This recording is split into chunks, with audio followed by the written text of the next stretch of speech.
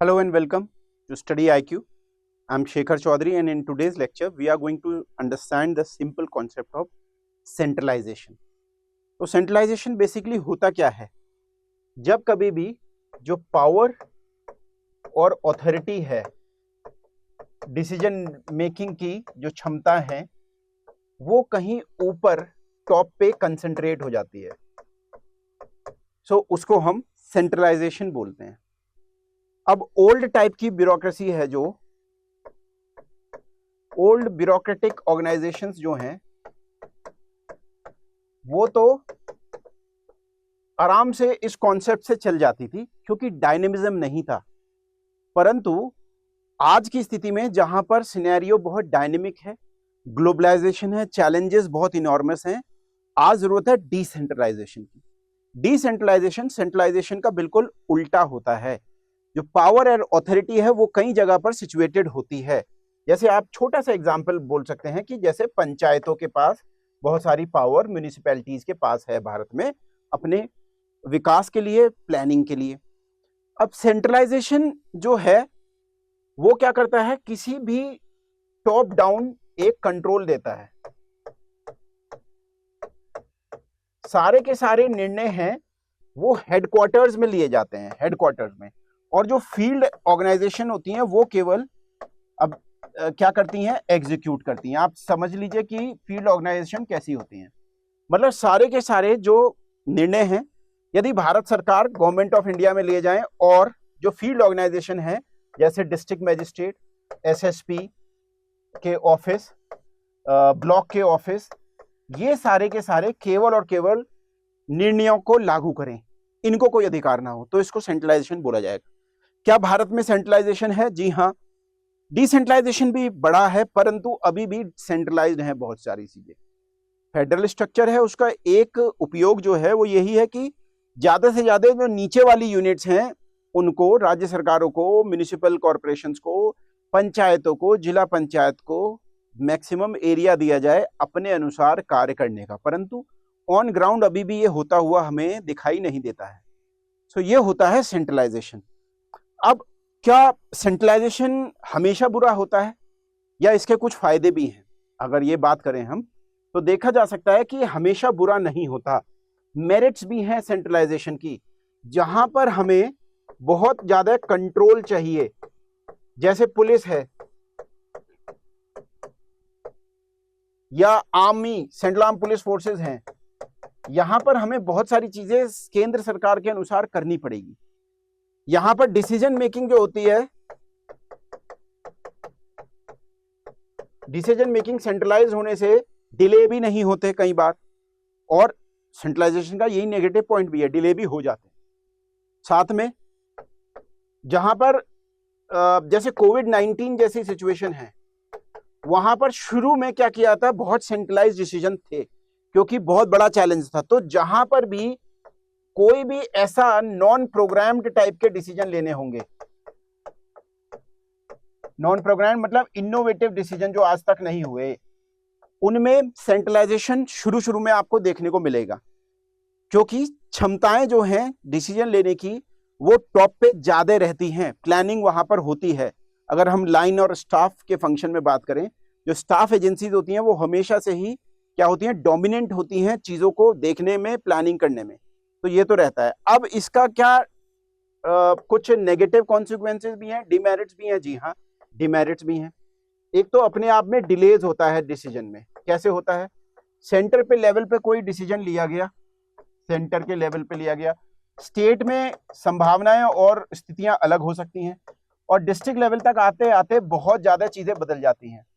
परंतु जो प्लान होता है वो हमेशा सेंट्रलाइज्ड होता है, उसकी वजह से ग्राउंड पे दिक्कतें होती हैं। जैसे छोटी सी बात है, अगर हम जल जीवन मिशन की बात करें, तो यहाँ पर टाइड और अनटाइड फंड्स दिए जाते हैं। टाइड फंड्स क्या है, मतलब आपको कुछ फंड ऐसे होंगे कि जो सरकार, केंद्र सरकार ने कह दिया है वैसा ही करना होगा। अब टाइड फंड्स में हो सकता है किसी गांव में, टाइड फंड्स में क्या होगा कि आपको गांव में टैंक बनाना पड़ेगा।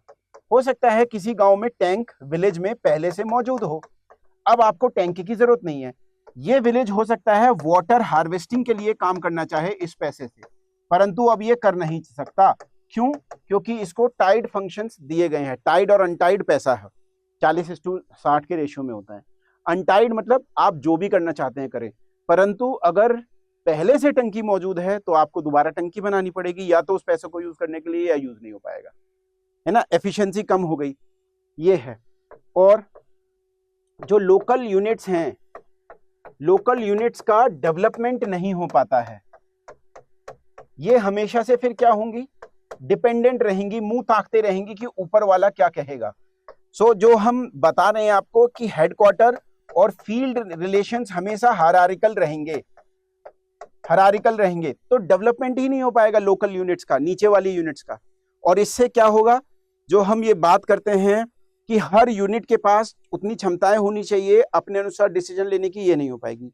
यही हमने देखने को मिला कि क्यों 73rd अमेंडमेंट के बाद 1993 से जब ये हमारी पंचायती राज में डेमोक्रेटिक डिसेंट्रलाइजेशन की प्रक्रिया प्रारंभ हुई, उसके बाद भी आज 2024 में जब हम बात कर रहे हैं, स्थितियां बहुत अच्छी नहीं है पंचायतों के लेवल पे। वहां पर अभी भी पंचायतों के जो ऑफिस हैं, पंचायतों के जो प्रतिनिधि हैं, वो मुंह ताकते रहते हैं जिला पंचायत क्या कहेगी, राज्य सरकारें कितने हमें डोनेट करेंगे पैसे, ग्रांट्स कितने देंगे। अपने स्तर पे उनके रिसोर्सेज के फंक्शंस डेवलप नहीं हो पाए, फिनेंसेस रिसोर्सेज अपने पैसे नहीं कर पाए, फंक्शनरीज बहुत अच्छा ह्यूमन रिसोर्स वहां पर डेवलप नहीं हो पाया। 29 फंक्शंस जो 73rd अमेंडमेंट के तहत मिले पंचायतों को, उनमें भी वो अपनी एक्सपर्टीज डेवलप नहीं कर पाए। पंचायतों को मिलने वाले जो फंक्शंस हैं उसमें कुछ जैसे एजुकेशन है, प्राइमरी एजुकेशन से रिलेटेड चीजें हैं, या फिर अपने रिसोर्सेज को डेवलप करने की बात है, फेयर्स और मार्केट्स, कम्युनिटी एसेट्स जो हैं उनको मैनेज करने की बात है। ये सब चीजें भी अपने स्तर पे पंचायतें नहीं कर पाई। 29 आइटम्स हैं जो आपके इनको मिले हैं कि ताकि ये अपना खुद का शासन चला पाए। तो वेरी रिसेंट समय में कुछ प्रयास किए जा रहे हैं, जैसे gram panchayat development plan GPDP, block panchayat development plan, block panchayat development plan, zila panchayat development plan, और वाइब्रेंट जो आपके पंचायत पोर्टल भी है। सो ये प्रयास किए जा रहे हैं नीचे से बेहतर हो चीजें, पर सेंट्रलाइजेशन की वजह से हो नहीं पाती हैं। तो ये कुछ समस्याएं होती हैं जो सेंट्रलाइजेशन में देखने को मिलती है। पब्लिक एडमिनिस्ट्रेशन में हम प्रशासन शासन के बारे में पढ़ते हैं, पुलिस इंटरनल सिक्योरिटी के बारे में पढ़ते हैं। आप सभी का स्वागत रहेगा। पब्लिक एडमिनिस्ट्रेशन का बैच आपके लिए ओपन है, क्लासेस शुरू होंगी ट्यूसडे से। तब तक आप आराम से यहाँ पर एडमिशन ले सकते हैं, सुनिश्चित करा सकते हैं अपना बेस्ट एफर्ट इस बार के अटेम्प्ट में।